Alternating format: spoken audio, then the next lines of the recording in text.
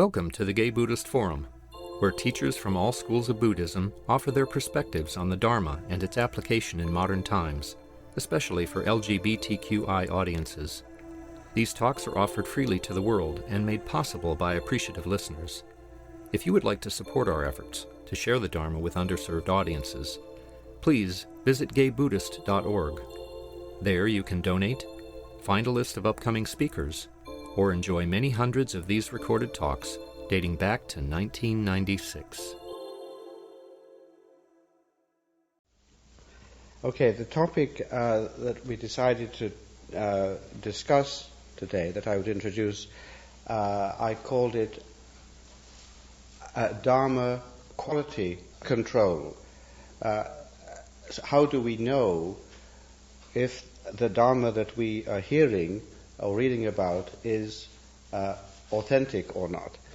Since this is a question of authority, I chose a T-shirt that I think puts the matter succinctly. For those of you who are on the tape and can't see it, it says, "You're a bad boy, go to my room." So, the question comes down to a notion of lineage, and there's a lot of rhetoric about that, and a lot of confusion, I think. So in the half an hour that I have available, I will not be able to dispel all the confusion. I will try to give a few pointers as to how this has been viewed in the Buddhist tradition, and then I hope we have some time for questions. Apparently we stop about noon, and it's now 11:25, so if I talk for half an hour we won't have much time for questions. But go over a little bit, see how the people feel. And then I'm also prepared to I'll be here until the 26th of July, so I can come to a Thursday meeting and we can maybe talk about it more there, or talk with people individually, because I had the impression by talking to Alan Oliver, who is not here, he was supposed to be here, that this was an issue that had been discussed in GBF before without much a resolution. So all I'm going to try to do is to be a resource person and try to clarify the issue, or possibly to modify it, because it really is not too clear always. I think the first thing to notice is that the authenticity of the teacher and the true lineage of the teacher is always stressed in the Buddhist tradition, and is always very important, and it always is an issue. On the other hand, when you try to get precision on the issue, you tend to find that the trail goes cold, that it's not clear what is really going on. So it's extremely important, but it's not clear what it is. This is why we have professors, I suppose. Professors always come in and find simple issues and make them so complicated that you have to keep us in business, because otherwise you wouldn't understand what was going on. I think it tends to be in the San Francisco area, what I've heard about mostly is people having authentic lineage in the Zen tradition and the Tibetan tradition, and those are fairly late developments, and in some ways not typical of the Buddhist tradition in general. So I'll try to start off as much as at the start of the Buddhist tradition as I can, and then give some idea of the differences as it developed. It appears to be fairly certain that while the Buddha, this is now Buddha Sakyamuni, Shakyamuni in Sanskrit, while he was alive, and this Buddha is a person we often call the Buddha, which means that he is the Buddha that we can recover when we apply historical critical method to our reality. So he's often called a historical Buddha, but may possibly better be called the Buddha for our continuum, since our reality presents itself to us most of the time as a space-time continuum that is comprehensible in terms of a thing that we call history. And when we look for other Buddhas, such as Buddha Amitabha or Mahavairochana, we don't find them with that historical critical approach. They tend therefore to be called the mythological, but I don't think that that's a very helpful term. I would call them Buddhas of another continuum. This is important for lineage notions also, because there are some lineages which do claim to go back to the Buddhas of other continua. However, let's go back to more ordinary reality and say a history, and we go back to Buddha Sakyamuni, and let us assume that the texts in the Pali tradition preserved by the Theravadins, the Southeast Asian Buddhists, let us assume that they give us the earliest accounts that we have of the life of the Buddha. It's not clear that they do, and some of the Chinese texts may go back to an earlier stratum, although they're translations from a later date, but they may come back, they may have an earlier tradition in them. And in some cases we might say, if we're being really precise, we know nothing about the life of the Buddha, because everything we have is accounts that were recorded a number of hundred years after the disappearance of the Buddha. However, the Buddhist tradition is fairly unified on what it thinks went on in regard to the first part of lineage. And this is that when he was alive, he would simply accept a person into the Sangha, into the Bhikkhu or Bhikshu Sangha,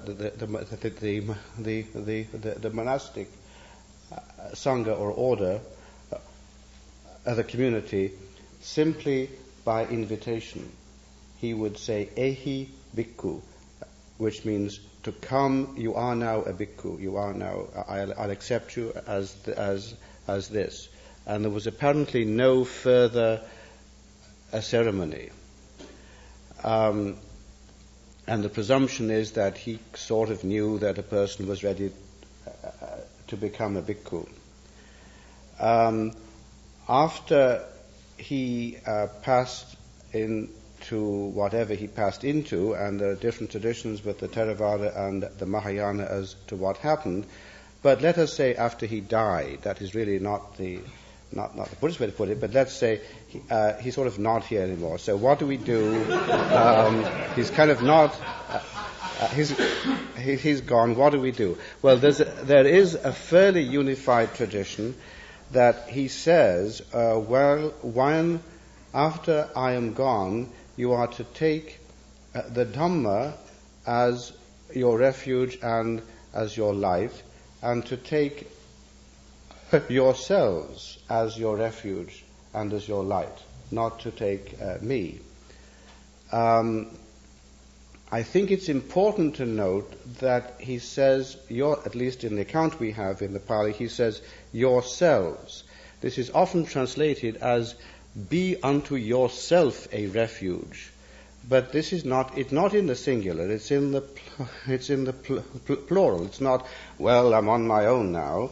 Is that those who are left, who are the followers of the Buddha, the whole community is now the refuge, because the Buddha himself is not around in some way. He's somehow gone somewhere.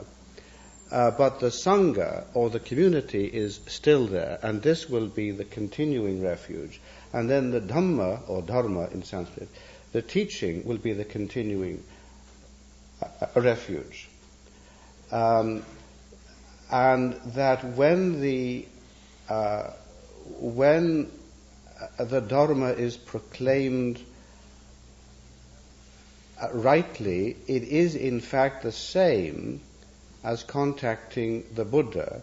And when you contact the Sangha or the community and they are practicing as they should, it is the same as contacting the Buddha and the Dhamma.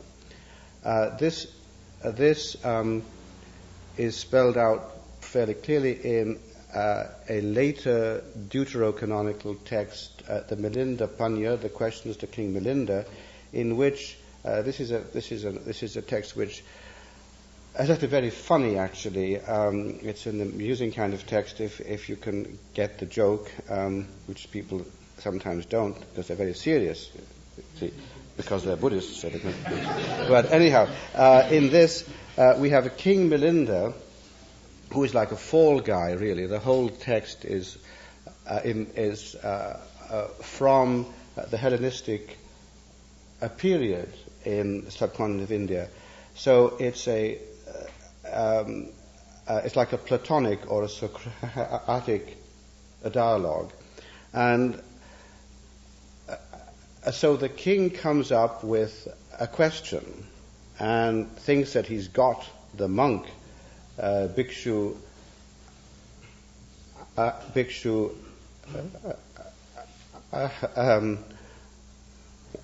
Nagasena thinks he's got him where he can't answer, and the Bhikshu Nagasena, of course, comes back with an answer that is completely correct, and King Milinda says, excellent, you've answered all the questions. This, if you've read any of the Socrates things, you know the same kind of thing happens there.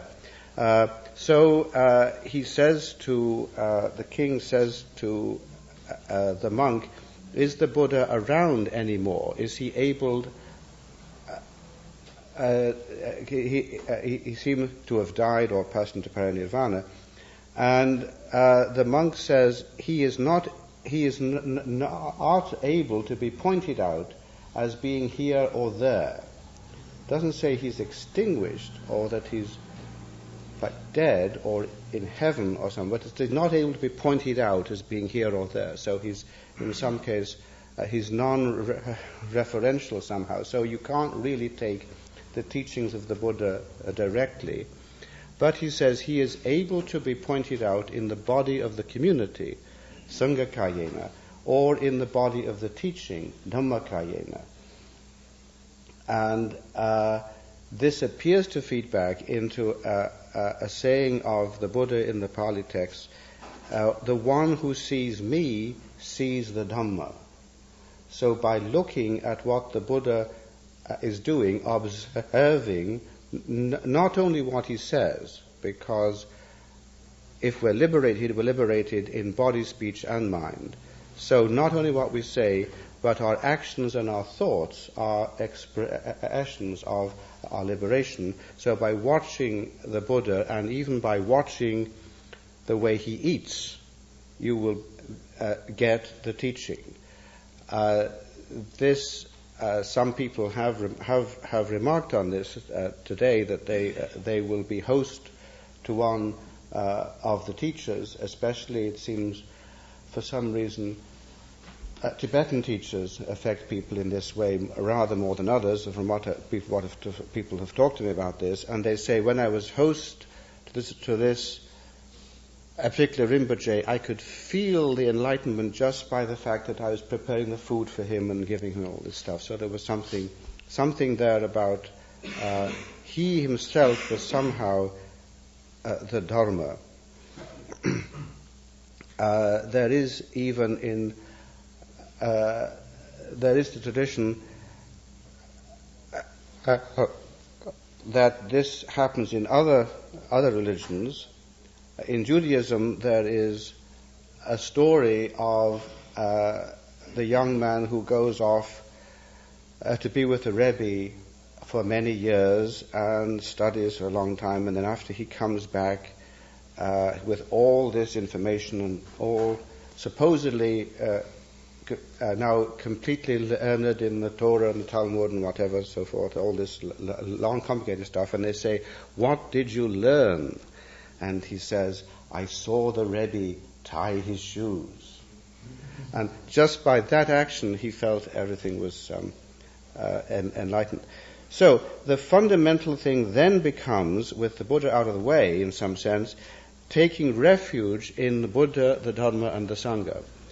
And I don't know of any Buddhist tradition where there isn't something like this happening. I don't have any Buddhist tradition, at least traditional, where it isn't the custom to start all of the services and all of the meetings with the taking of refuge in Buddha, Dharma, and Sangha. And in fact, Bhikshu Angarakshita, the founder of the Friends of the Western Buddhist Order, which is itself an interesting but controversial attempt to modernize the Dharma, he has written in one place, the experience of being a Buddhist is the experience of constantly going for refuge. And I think that's worth bearing in mind, that we're all taking refuge in something. We all want to go somewhere where we feel safe and where we'll feel happy and content and feel healed. And the Buddhist teaching is that unless we go to the Buddha, the Dharma, and the Sangha, then the refuge we go to will ultimately fail us and will at most cure the symptoms but not the disease. So this tradition of taking refuge is, which is all over the Buddhist world, is concentrated slightly more in the monastic tradition, where a person becomes a monk or nun through a formal service. As I said at the beginning, apparently the Buddha just said, okay, you've got it, you've got the potential, so I will admit you.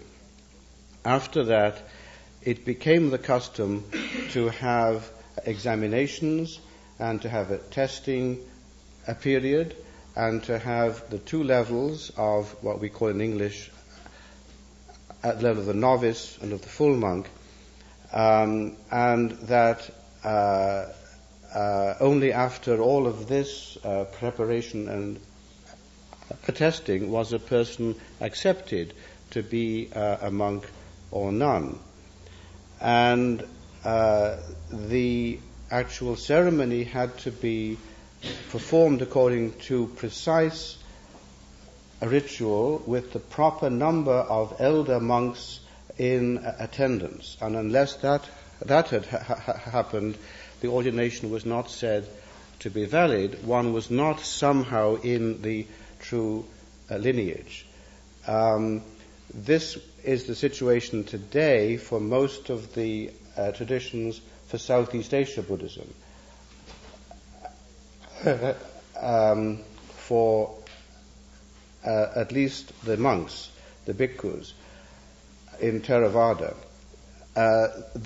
because of political upheavals of one sort or another, the lineage for the nuns was disrupted, and they couldn't have these formal ceremonies, except in China, where the tradition has been able to continue. So in the rest of the Buddhist world, in general, you will have women who will live a monastic sort of life, but they're not officially nuns. There's an attempt now to kind of restore this by backfeeding from the Chinese tradition. but it hasn't got too far at the moment. So when you would meet a teacher of the Thai or other Theravada tradition, you would normally expect that the person would have formal ordination in a lineage which in theory goes back to the Buddha. But they would not normally talk in terms of being in a lineage of teachers. This is unusual. I don't think it is. It never happened, but it's an unusual sort of thing. After a teacher dies, we just had 2 or 3 of the greatest of the Thai teachers die recently.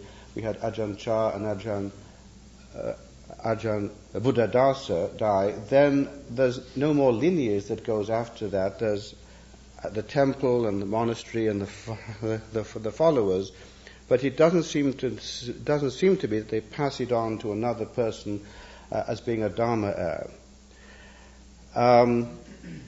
When we get into the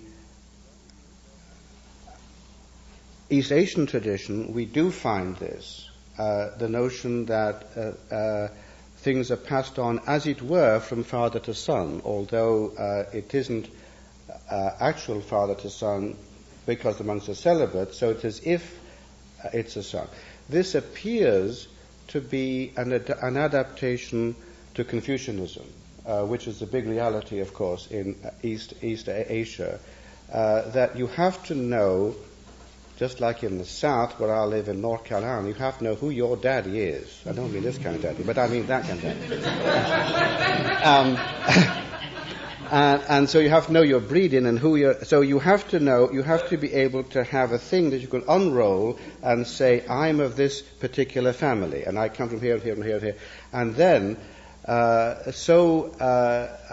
the tradition would be that the abbot of the monastery would have a certificate to say, "I was ordained by such a person and by such a person," and then you can trace it all the way back to the Buddha officially, but you can never get it all the way back. I mean, they try to, but it never, the trail sort of goes cold somewhere back there. But in any case, it's an institutional thing which, as I say, fits with the Confucian understanding how things should be done.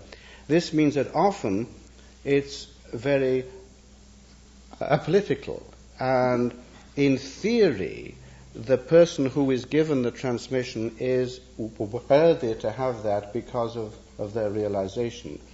In practice, often it is that they're just sufficiently senior, they've been around long enough, and they come from a good family, and this would be the best thing to do. So it's not always clear if a person has a certificate to be a shofu or to be a roshi, that they have this realization that they're supposed to have. And this is particularly confusing when we get into the reform of the Zen movement, which happened at the beginning of Meiji in Japan, in which a lot of people felt that especially in Japan, that in Japanese Buddhism, the monks had become lazy and corrupt, and that they simply were in it for the money, and it's an easy job. All you do is once you've got your certificate, you have a temple, and you do services for the dead, and that's all you have to do. And otherwise, you can have the concubine, the BMW, and everything is fine. So there were some people in Japan that said, "We've got to reform this. We can't let things go on like this." And they tried to make it.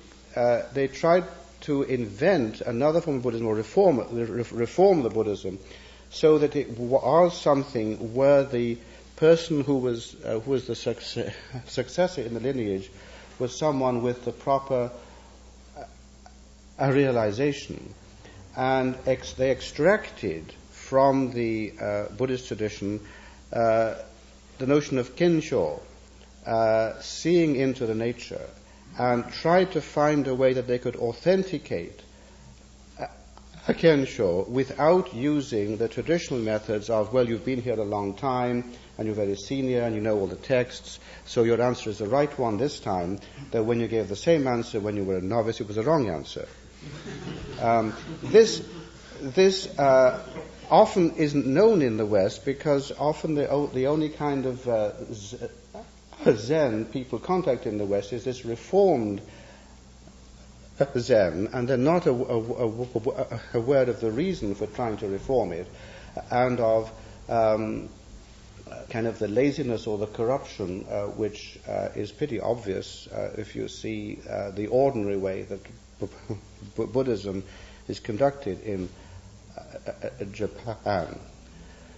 Now, the problem with come back. I try to put the problem at the end. One more thing. The Tibetan tradition, which is Tibet and Mongolia and all those cultures around there, developed something else. And it put more and more emphasis onto the teacher specifically, the Lama. The word Lama is just the Tibetan for guru. It's not actually a name. You can't be a lama, and you can't have lamaism, but people use the word sometimes. It's a word you use to someone. They are my lama or my guru. In the Tibetan tradition, you take 4 refuges. Before you take refuge in the Buddha, Dharma, and Sangha, you take refuge in your particular lama. And it's not, however, that you've added a 4th refuge, but that the Lama is the incarnation or embodiment of the triple refuge to you. For the reason I gave before, that by watching them, by being in their presence, you can see what the Dharma is, what is the teaching of the Buddha, just by the way they do things. And therefore you accept what they say, what they tell you, unquestioningly. Now, you don't do that the first time you meet them. That would be very dangerous, and the recommendation is certainly that you don't do that. That if you're looking for a teacher of the Tibetan tradition, you go shopping, and you test them, and only when you feel safe, that I've tested this person enough now, and I've seen them in all kinds of different situations, this is the one for me. A bit like looking for a physician or for a therapist. You go around saying, oh, it didn't work, that one, oh, this is really, really odd, that one's really odd, you see. And then eventually you find, oh, this is the person I can work with. And only when you can find that, then when you give yourself to them in that way. And then the lamas often in the Tibetan tradition will show a lineage that goes back to their teacher, something like in the Chinese way. But then if you go into it, if you take it all the way back, you may find it goes back to a non-human source. It doesn't go back to Buddha Shakyamuni, but to Vajrasattva or Vairochana or one of these entities in the other realms. And then you might say, well, how do we deal with that?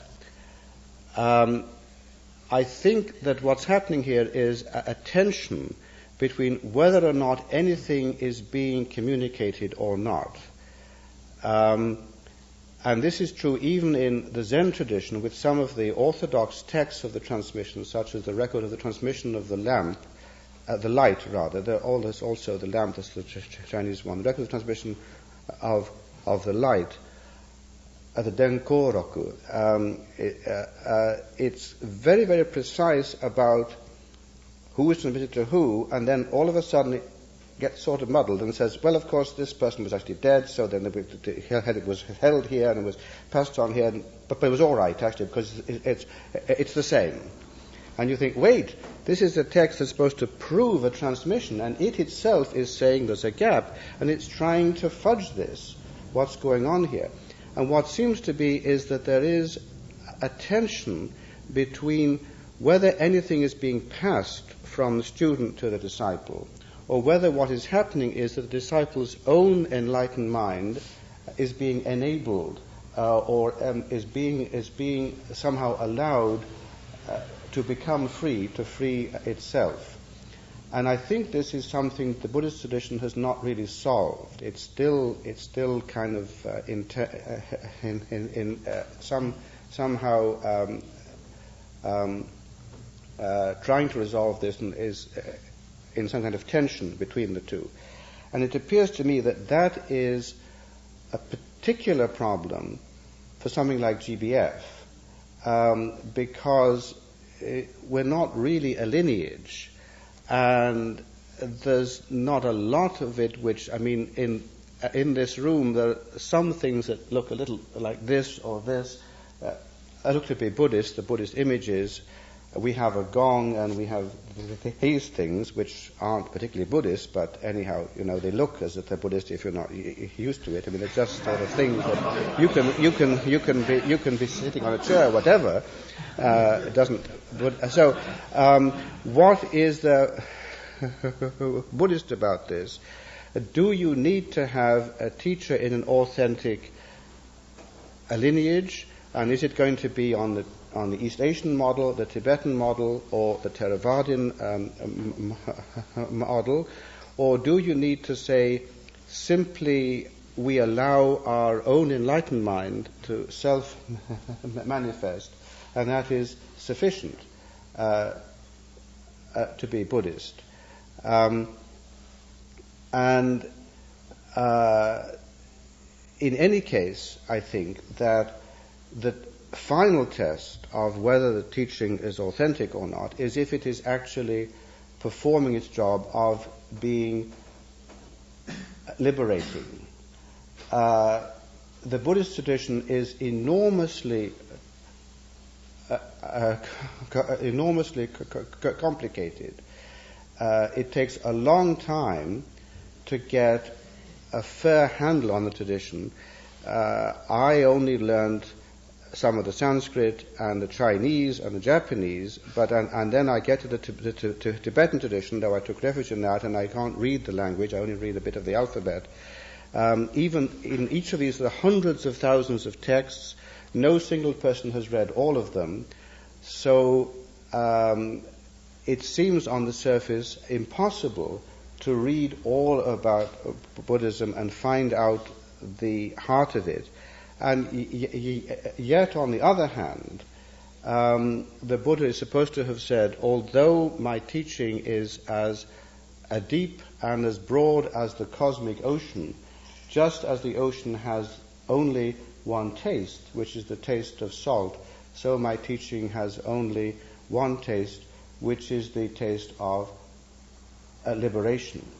So if you are feeling that the teaching is liberating you from your neuroses or your fears or your passions that are enslaving you, you have a pretty good idea it must be working. However, there's still the problem of whether or not you feel that you individually or GBF collectively should get authenticated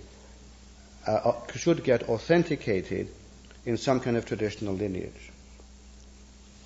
It's just before 12, so I'll stop there, and if anybody has any question to ask, we can continue for a few more minutes. It seems to me that you mentioned that Buddha said when, I'm paraphrasing, but when you hear my name or when you hear my words, you're getting enlightened and you're getting the teaching. If I understood you right. Partly, but go on. Let me see. And I'm wondering, is there any difference between that and what Jesus said of when you hear me or when you see me, you see my Father? This is, people often ask this because it seems like the words are very similar. I don't think that it's very helpful to identify them because in the Christian tradition we're talking of God, in the Buddhist tradition we're not.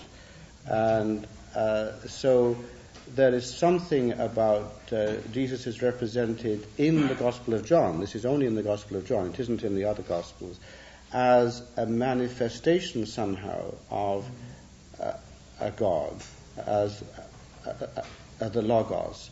And then something about the Buddha is himself the Dharma.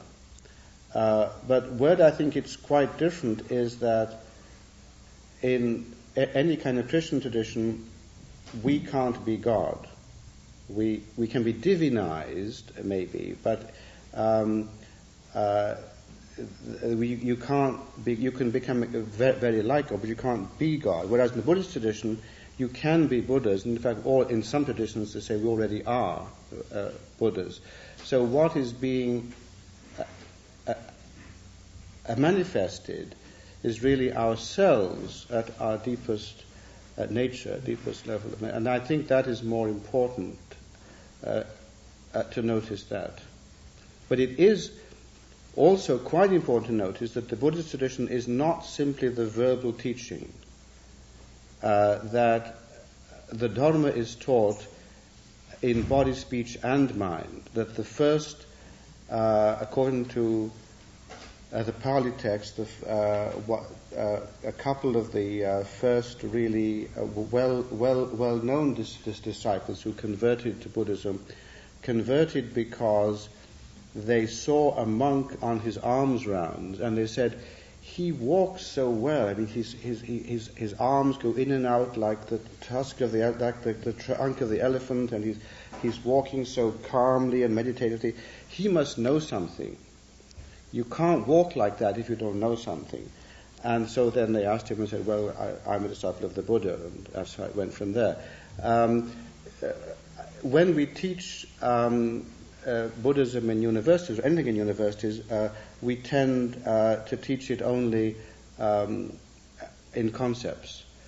So we don't inquire into the professor's life, or we don't look at whether his personal life is in a mess or not. Mostly they are. Professors that really have terrible personal lives, or whether they seem like they are able to embody the teaching. Most of them don't, because they walk like this, they're bent over. And it's important to notice that if you want to test a teacher, you investigate their personal life. And you look at how they do things. And if their personal life is a mess, you say, I might listen to you, but that's as much as I'll do. You see. Thank you. You're talking about the two kinds of lineages, the ones that apparently began with historical Buddha, and then the ones that apparently began with the entities in other realms. How do you deal with the Zen claim that the teachers can be traced back to the Chinese masters, back to the Indian masters, right back to Mahakasyapa and this flower? There's a lot of mythology in there somewhere, but how do you sort out the mythology from the well, the tradition normally in the record of the transmission of the light from China and the tradition of the transmission, I'm sorry, I'm getting them mixed up. The record of the transmission of the lamp from the Chinese tradition and of the light from the Japanese tradition, they go back to Shakyamuni. And then he got his enlightenment from, yes, like they don't say. Which is interesting that in the Shingon or the Tantra they do say it comes from the cosmic Buddha. So this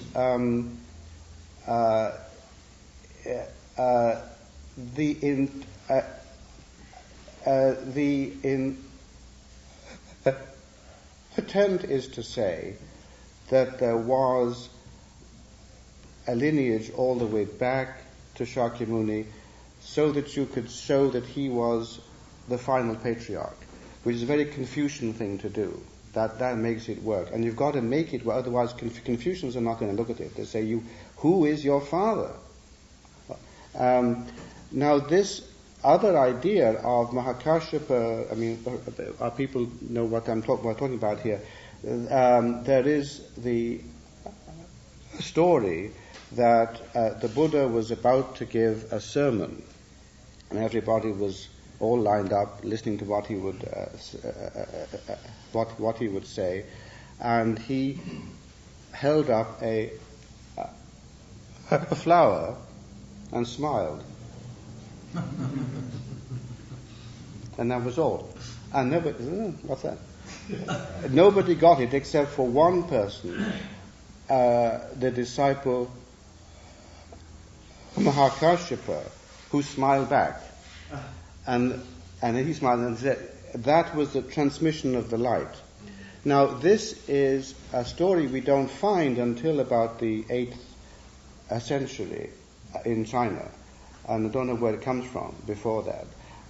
So it's an interpretation of what is happening. But this is the other side of the tension, that really is not transmitting anything, but he's empowering something to happen. Which is also what seems to happen in the Tibetan tradition, where you take a wand, or sometimes called initiation or an empowerment.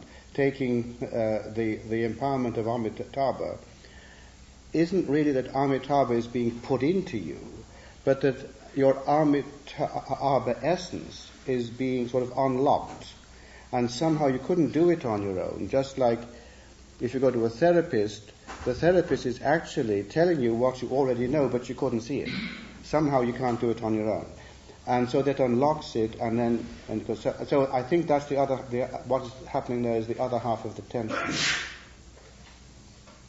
I think you had your hand up before he did. Yeah, I was wondering, what Christian tradition do you identify with, and do you find there's anything incommensurable between your Buddhist attachments and your Christian attachments, and which one would you weigh has more weight in your life? This is a topic of another talk, but I'll give a quick answer. I have discovered over the years that I somehow have to be a focus of the Buddhist and Christian traditions. I don't identify as being a half Buddhist, half Christian or something, or some kind of a mixture. It is if you saw two people, one a Buddhist, one a Christian. To answer the specific thing for the Christian tradition, I identify with Roman Catholicism, and especially the Benedictine monastic tradition. I'm an oblate of a Benedictine monastery. So if you saw two people, one a Buddhist, one a Christian, and they were intelligent people, and they seem to understand their traditions, and you said, well, they're both very nice people, and I can't say how I can't choose between them, it might not seem too strange, because they're two different people.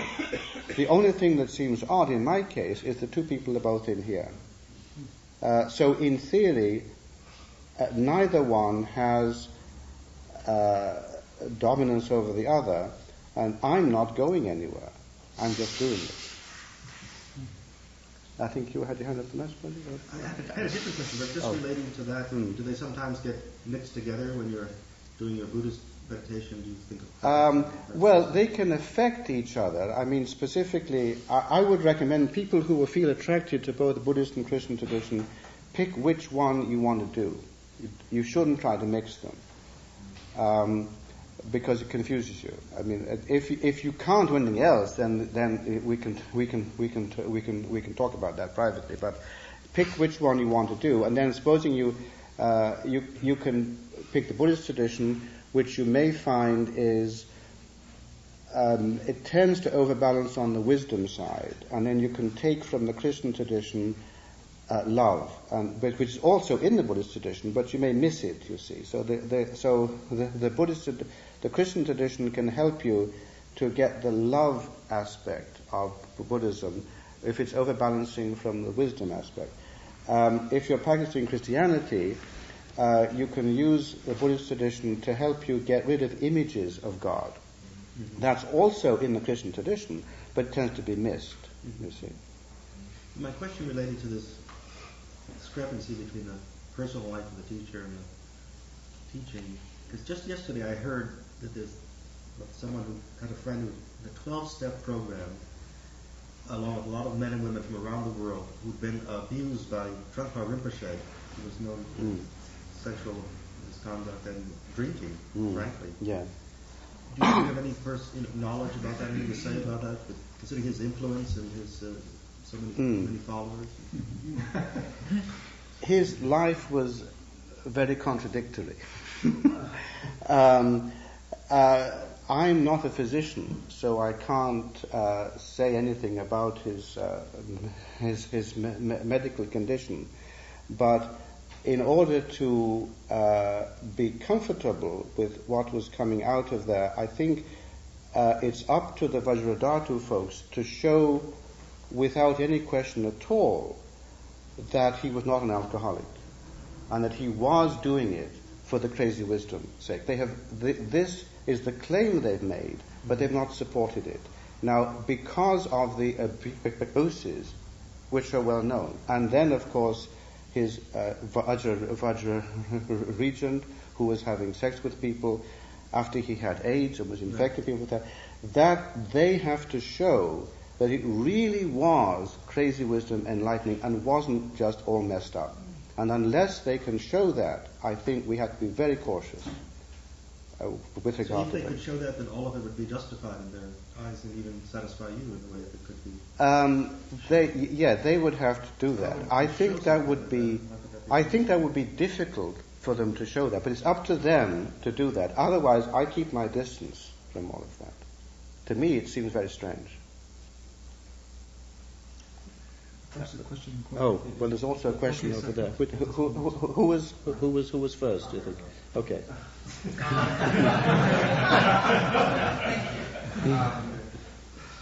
I'm wondering, given, as you said, that an organization like GBF is either without an authentic lineage or a kind of ecumenical set of lineages, given that there's gaps in the historical record as well as a tradition of individual eccentrics who are recognized as masters, are there precedents for an organization, a sangha like GBF?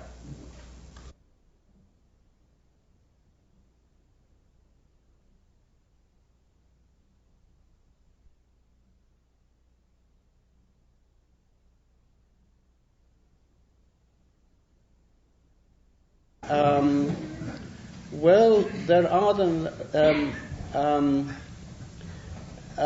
reform movements in the Buddhist tradition have largely been done by persons who have an authentic monastic ordination. And if a person has a monastic ordination, they should have a piece of paper to show for it. You see, if you're questioning about that, well, where's the piece of paper that shows it? And they should be able to come up with it, because it's a Confucian thing, but you have your lineage thing.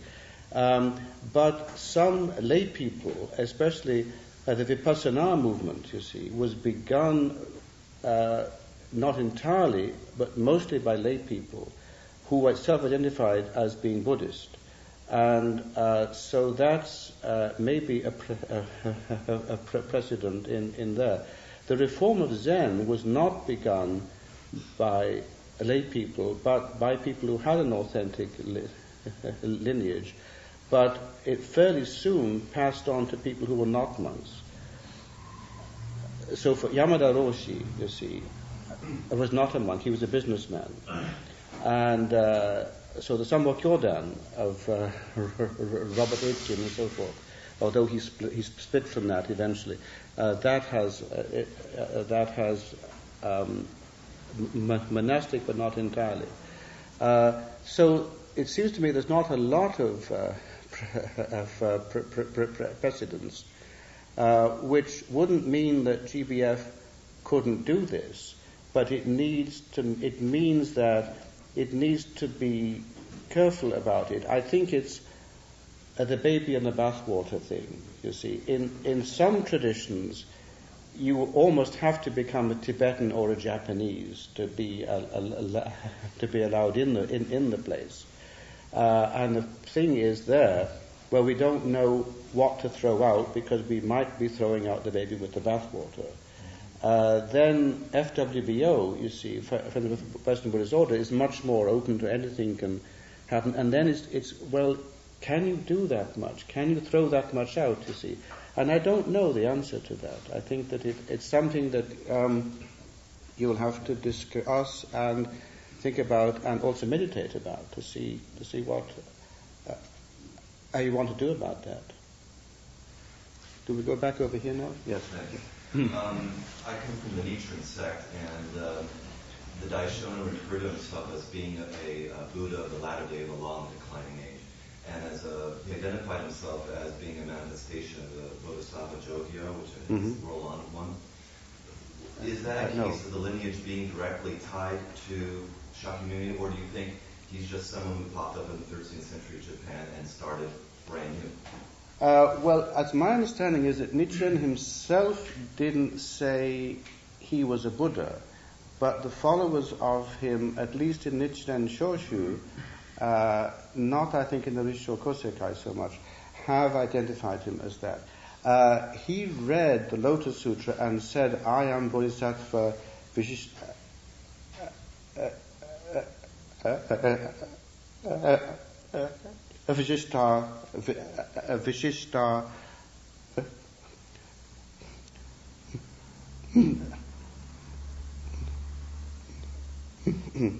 Jadita, which is Jogyo, because he read the Lotus Sutra where in one passage bodhisattvas come out of the earth, and he regarded this as being a prophecy of the lower classes, because in that time Buddhism was for the aristocrats, the intellectuals, those of high birth, and those who were initiated, and he wanted to bring it down to the ordinary people, and he felt that was his mission to do that. Now, he was an authentically ordained monk, so he would have had that there. But then, when he is regarded by his followers as being the Buddha before the Buddha, a sort of a cosmic Buddha thing, that's again getting back to this other thing where your lineage goes back to the non-human realms. And as I've said before, this is something that in the Buddhist tradition you find each of these in tension, and they haven't been resolved. David is tapping his watch now. Do we have how long we want to go? Yes. You suggested that if one's own practice is self-liberating, or if GBF is liberating itself on its own, then perhaps it's justified. But isn't it so that there's a lot of confusion and potential for self-deception? 16 or so, I read my first book in Buddhism, at least in this incarnation at least, and it was actually the Penguin book on Buddhism by Christmas Humphreys. Don't read that book. It will mislead you. But anyhow, when I read that, I felt I was remembering something. And so then I went into the living room. I was in my bedroom, I suppose, reading it. And I announced to my mother, I'm a Buddhist. I've become a Buddhist, because I'd read this and it seemed like it. And she said, well, that's nice, Dave. You finished your homework. So I thought you could just, you had a book and you found you were Buddhist, and that was it, you see. But you see, what I had picked up something, I think some kind of monism, which is that book actually is about monism. It's written by Christmas Humphreys, was a member of was an active member of the Theosophical Society, and proclaimed that I'm the Theosophist till I die, and Buddhism was a little thing with that. So I do believe that I was at that point understanding Buddhism in a very deluded way. And it took me some time to figure out what was really going on, or a little bit more what was going on, at least. As I said before, the Buddhist tradition is very extensive. And when I got my PhD a D in Buddhist studies, I had to do one section, which is just Pure Land Buddhism. And then I was told, now you've got your PhD. You don't understand Buddhism, but you have a license to hunt for it. So it is very, I think you have to examine the tension between, I feel this is right for me, but then am I developed enough to make a right decision with all of this? Do I need actually to be knocked down? I mean, if I read a single book on Buddhism and I'm enlightened suddenly because I've read this book, that's probably wrong. You're probably not enlightened. I probably need to go through some shit so that I can get all this, and then I can get rid of the passions and desires that are leading me in different places. And I may need a teacher to discipline me with all of that and say, you've got to practice this and do that. And I have to find somebody outside of me, so I'm not kept in my subjective thing. So I think, yes, there is the danger. But on the other hand, I think there's no positive way of saying we've got it right. Okay, do you think we should stop now? Or what? Oh, all right, well. The question is that between a monk, to me, a monk can be a teacher, and it's not always a teacher can be a monk. Therefore, in your study, what is the differential between a monk and a teacher? Okay, a monk is somebody who is ordained in the authentic lineage. But then in the monastic tradition, there are different ranks. So it would not normally be the case that a very junior monk would be allowed to be a teacher. And so the ones who become the teachers are the senior monks or those who have done something remarkable. And it may be something remarkable in the sense that their spiritual life is more advanced, but often in the Chinese tradition, it is that the monk is able, at least people believe him, to be able to control the weather. And that's why he is important, because he has the magic power which is then feeding into Taoism. You see, I think that the Shifu of the city of 10,000 Buddhas was revered a great deal by a lot of the rich Chinese Americans in San Francisco, partly at least because he was believed to be able to influence the weather. So you have to ask, what is the reason why he is being honored in this way? Is it something I want to be associated with or not? I don't really get the answer, but to me, as a brother in Chinese and Thai tradition in Buddhism, I think become a monk, there's certain discipline and requirement of personal to be able to ordain as a monk. The teacher can have a knowledge detailedly in Buddhist history or teaching, but because there's certain discipline and regulation, that person not willing to take that, therefore make that person can be a teacher but not a monk. That's what I don't know what you think about that. Well, there certainly have been traditions of lay teachers in, let's say, Tibetan Buddhism. So the teacher Mapa it was a layman who was also married, but he had the insight. The Vimalakirti Sutra has a layman at the center who is able to teach the Bodhisattva of wisdom. He's so wise. So the tradition is there that monastic ordination is not necessary to be a teacher, but that it can come out of your own enlightenment, which is already there. And then this is the other part, once again, of the tension. that it could be in us already. So in fact we don't need a Buddha at all even, because the Dharma is simply looking at what there is. The problem is we can't see reality as it is because of centuries of, or long time in incarnations of being confused. So then we need somebody normally to come out and say, this is the way it is. But, oh yes, of course it is. I already knew that, but I somehow hadn't seen it. Okay, I think we need to stop maybe so people can go. And let's have a quick dedication. May all beings be separated from suffering and the causes of suffering. May all beings be joined to happiness and the causes of happiness. May all beings dwell in equanimity with those who are near and those who are far. May all beings find peace and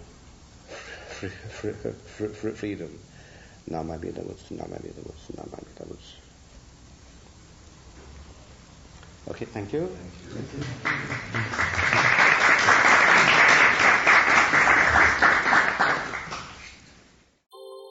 Thank you for listening to the Gay Buddhist Forum. If you would like to hear several new talks per month and be notified of upcoming speakers so you can participate live, please subscribe to this podcast, like us on Facebook, and join our mailing list by visiting gaybuddhist.org.